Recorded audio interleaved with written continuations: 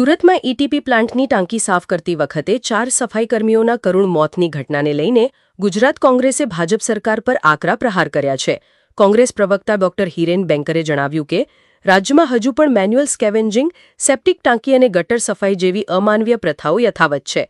છેલ્લા 10 વર્ષમાં ગુજરાતમાં 73 સફાઈ કર્મીઓના મોત થયા હોવાનું જણાવતા તેમણે જવાબદારો સામે કડક કાર્યવાહી, મૃતકોના પરિવારોને 30 લાખ રૂપિયાનું વળતર અને મેન્યુઅલ સ્કેવેન્જિંગ એક્ટ હેઠળ ગુનો નોંધવાની માંગ કરી છે. ગુજરાતમાં સફાઈ કર્મચારીઓના અવારનવાર મોતની ઘટનાઓ સામે આવતી જોવા મળે છે. સરકારને વારંવાર રજૂઆત કરવા છતાં પણ આ ઘટનાઓ ક્યાંય રોકાવાનું નામ લેતી નથી. સુરતના ખાંડ બજાર પાસે રતિ હાઉસમાં ઈટીપી પ્લાન્ટની સફાઈ એટલે કે સેપ્ટિક ટેન્કની સફાઈ કરતી વખતે 4 સફાઈ કર્મચારીઓના મોતની ઘટના ગઈકાલ સામે આવી છે. આ પ્રકારની અમાનવીય વૃત્તિ, અમાનવીય કામગીરી, સેપ્ટિક ટેન્ક સાફ કરવી, ગટરમાં ઉતરવું, આ તમામ પ્રક્રિયાઓના અમાનવીય કામગીરીમાં ગુજરાતનો નાગરિક જોડાયેલો છે, યુવાન જોડાયેલો છે.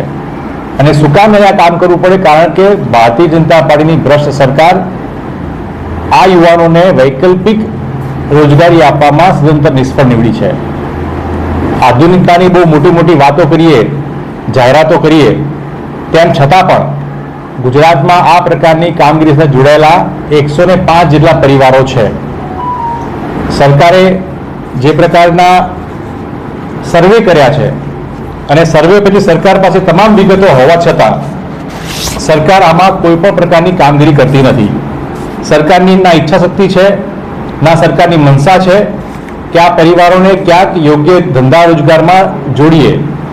આ અમાનવીય કામગીરીમાં આ પરિવાર છેલ્લા કેટલાય વર્ષોથી કામ કરી રહ્યા છે. સરકારે મોટા ઉપાડે અલગ અલગ સ્કીમો લાવી, પરંતુ એને ધરાતલ પર ઉતારવામાં નિષ્ફળ નીવડી છે, જેના કારણે આ પ્રકારની ઘટનાઓ જે ગઈકાલે આપણે સુરતમાં જોઈએ, એની પહેલાં આ જ વર્ષમાં મહેસાણામાં 4 લોકો મૃત્યુ પામ્યા.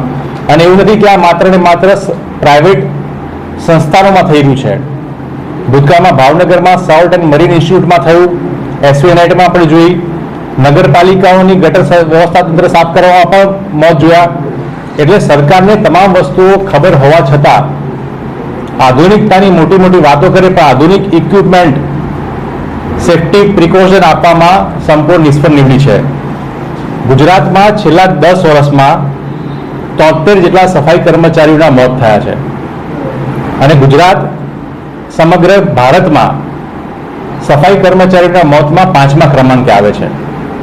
આ સફાઈ કર્મચારીઓ સારું જીવન જીવે, સારી જગ્યાએ નોકરી ધંધો કરે, સ્કિલ બેઝ રોજગારી કરે, એના માટેનો સર્વે કરવામાં આવ્યો. સરકારે સ્કીમો લોન્ચ કરી, પણ બહુ દુઃખ સાથે કહેવું પડે, સરકારના પોતાના આંકડા એવું કહે છે કે વર્ષ 2013 અને 2018માં થયેલા સર્વેમાં ગુજરાતમાં 105 જેટલા પરિવારો જોવા મળ્યા અને એમને સ્કિલ ડેવલપમેન્ટ ટ્રેનિંગ અને વન ટાઈમ ઇન્સેન્ટિવ આપવામાં સરકારે એક પણ પરિવારને છેલ્લા 10 વર્ષમાં રૂપિયો પણ આપ્યો નથી. એટલે સરકારની મનસા, સરકારની ઈચ્છાશક્તિ સ્પષ્ટ છે કે આ પ્રકારની અમાનવીય વૃત્તિમાં ગુજરાતનો યુવાન ખપ્યો રહે, એ ગટરમાં ઉતરે, ગટરમાં કામ કરે. સરકાર જો ઈચ્છે તો આ પરિવારોને આધુનિક કામગીરીમાં, સ્કિલ ડેવલપમેન્ટમાં એને કામગીરી આપીને વૈકલ્પિક રોજગારીમાં આગળ ધકેલી શકી હોત. પરંતુ સરકારની જે પ્રકારની મનસા છે, એની કામગીરી છે, એમાં સ્પષ્ટ દેખાડે છે કે સમગ્ર ભારતમાં 58,000 જેટલા લોકો આ પરિવારો જોડાયા છે, જેમાં ગુજરાતમાં 105 પરિવાર છે.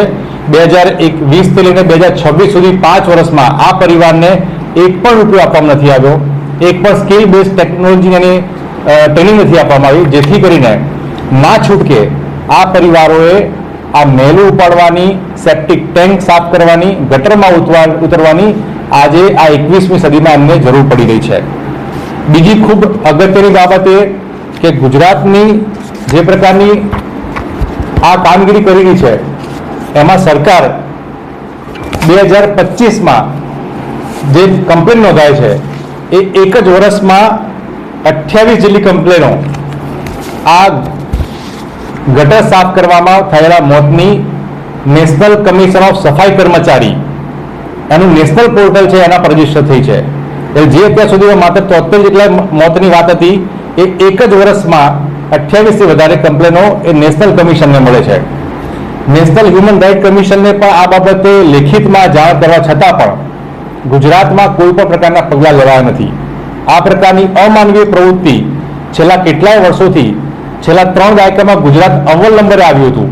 અત્યારના જે આંકડા પ્રમાણે બતાવી રહ્યા છે એમાં સ્પષ્ટપણે કે ગુજરાત હજુ પણ આ કામગીરીમાં સરકારની દખલગીરી ક્યાંય જોવા મળતી નથી. 1/5/2023ના હાઈકોર્ટના ચુકાદા પ્રમાણે જો કોઈ વ્યક્તિ આ કામગીરી કરાવડાવે તો નગરપાલિકામાં હોય તો ચીફ ઓફિસર, ગ્રામ પંચાયતમાં તો તલાટી સરપંચને, અને જો મહાનગરપાલિકાના વિસ્તારમાં ઘટના બનતી હોય તો કમિશનરશ્રીને જવાબદાર ઠેરીને એની પર કાર્યવાહી કરવી જોઈએ. બહુ દુઃખ સાથે કહેવું પડે, આવો એક પણ દાખલો છેલ્લા 30 વર્ષના દાયકામાં ભાજપ સરકારે એ દાખલો રૂપ કામગીરી બેસાડી શકી નથી. એ ભાવનગરના સેપ્ટિક ટેન્કની ઘટના હોય, મહેસાણાની ઘટના હોય, રાજકોટની ઘટના હોય કે બરોડામાં 3 લોકો ગુજરી ગયા હોય કે એની પહેલા ભરૂચમાં 3 લોકો ગુજરી ગયા હોય, આ ઘટનાઓ વારંવાર બની છે પણ સરકાર માત્ર હાથ પર હાથ ધરી રહી છે. એ સ્પષ્ટ દર્શાવે છે કે માનવ જીવનનું મૂલ્ય એ સરકાર સમજતી નથી. ગુજરાતનો યુવાન આજે ગટરમાં ઉતરવા મજબૂર બન્યો છે તેમ છતાં સરકાર કશું કરતી નથી.